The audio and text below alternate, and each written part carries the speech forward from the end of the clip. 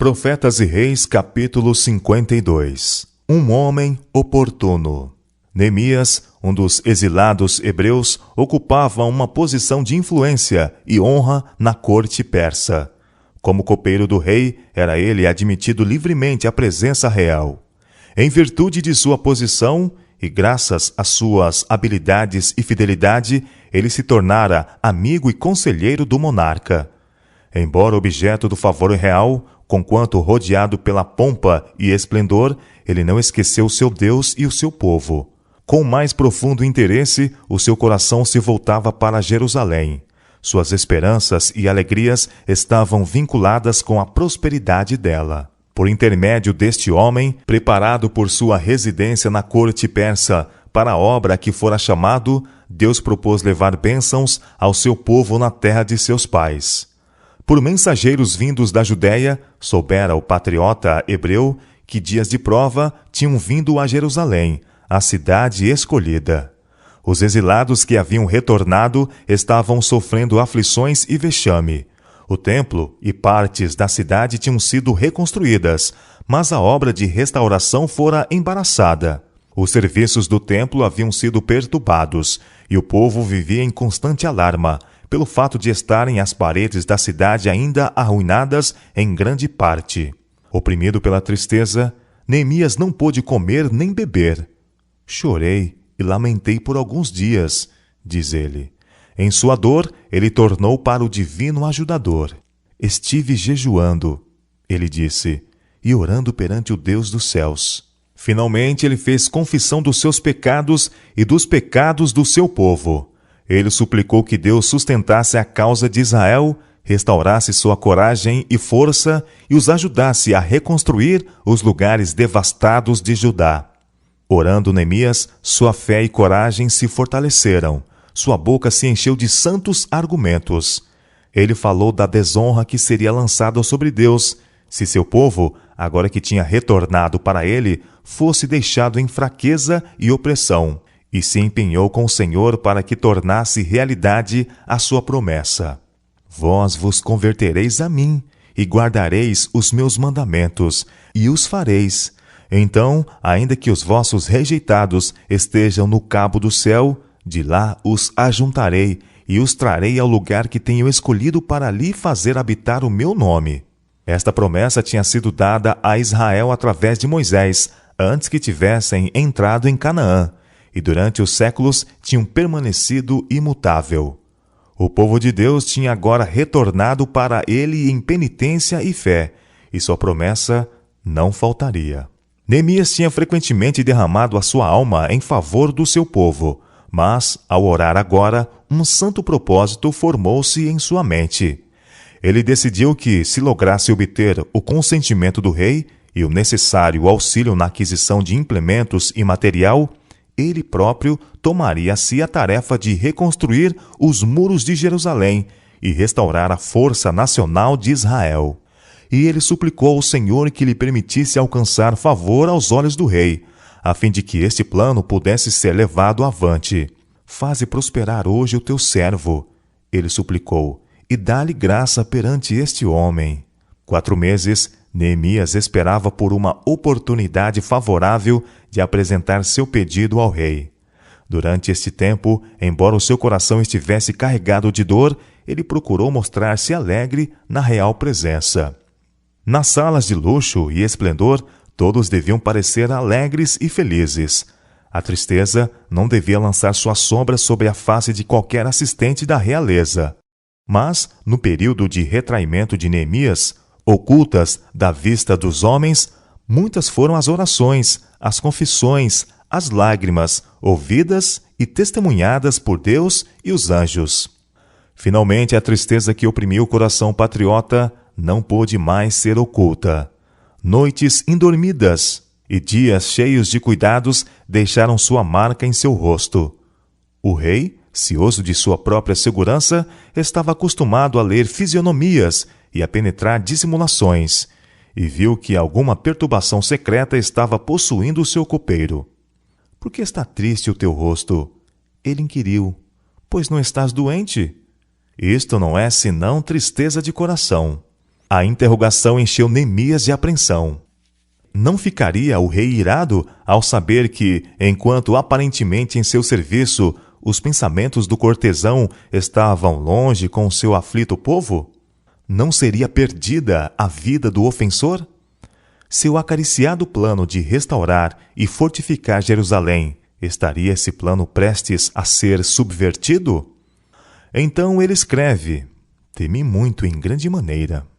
Com lábios trêmulos e lágrimas nos olhos, ele revelou a causa de sua tristeza.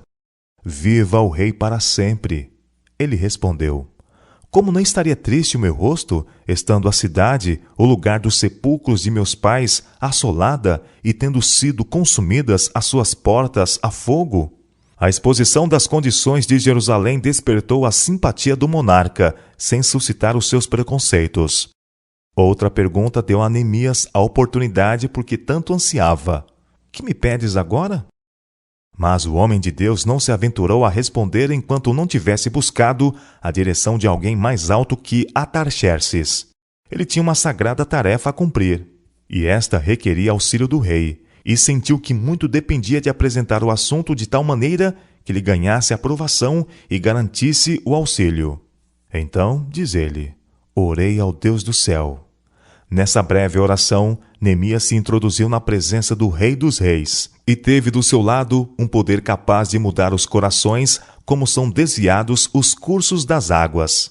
Orar como Neemias orou nessa hora de necessidade é um recurso à disposição do cristão, em circunstâncias em que outras formas de oração podem ser impossíveis. Os que labutam nas absorventes atividades da vida, assoberbados e quase subjugados pelas perplexidades, podem enviar uma petição a Deus, suplicando guia divina. Os que viajam por mar e por terra, quando ameaçados com algum grande perigo, podem encomendar a proteção do céu. Em tempos de súbita dificuldade ou perigo, o coração pode enviar seu grito de socorro a alguém que se comprometeu a vir em auxílio de seus fiéis e crentes, quando quer que chamem por ele. Sob todas as circunstâncias, em cada condição, a alma carregada de dor e cuidado ou ferozmente assaltada pela tentação pode encontrar segurança, sustento e socorro no infalível amor e poder de um Deus que guarda o conserto. Neemias, nesse breve momento de oração ao Rei dos Reis, reuniu coragem para falar a Artaxerxes do seu desejo de ser dispensado por algum tempo dos seus deveres na corte, e pediu autoridade para reconstruir os lugares devastados de Jerusalém e torná-la uma vez mais uma cidade forte e defensável. Momentosos resultados para a nação judaica estavam na dependência desta solicitação. E o rei Masdeu declara Neemias, segundo a boa mão de Deus sobre mim. Havendo conseguido o auxílio que desejava, Neemias, com prudência e reflexão, procedeu os arranjos necessários para se garantir o sucesso da empresa.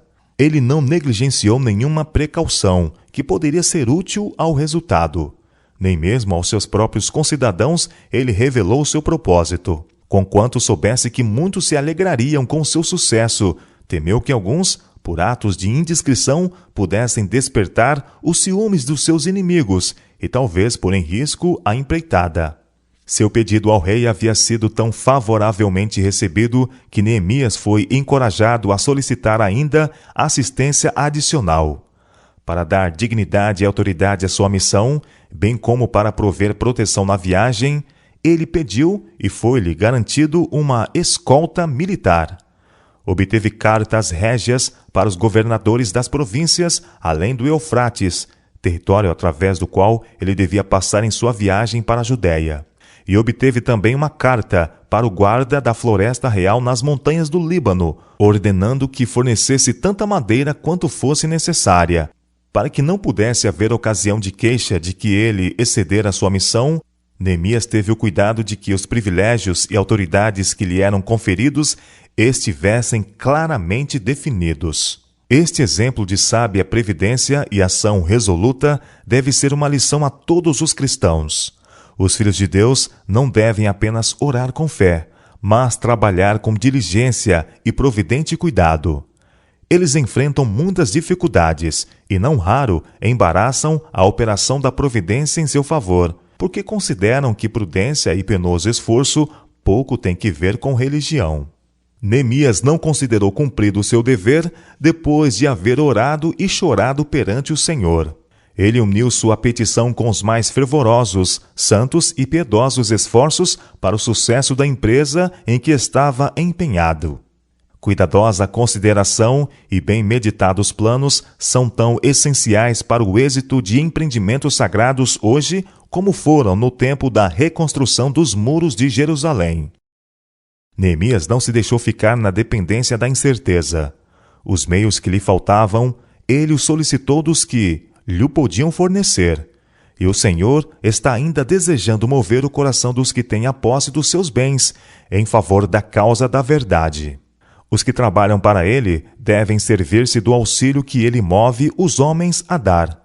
Esses dons podem abrir caminhos pelos quais a luz da verdade irá a muitas terras entenebrecidas. Os doadores podem não ter fé em Cristo, nem familiaridade com sua palavra, mas os seus dons não estão neste mesmo caso para serem recusados.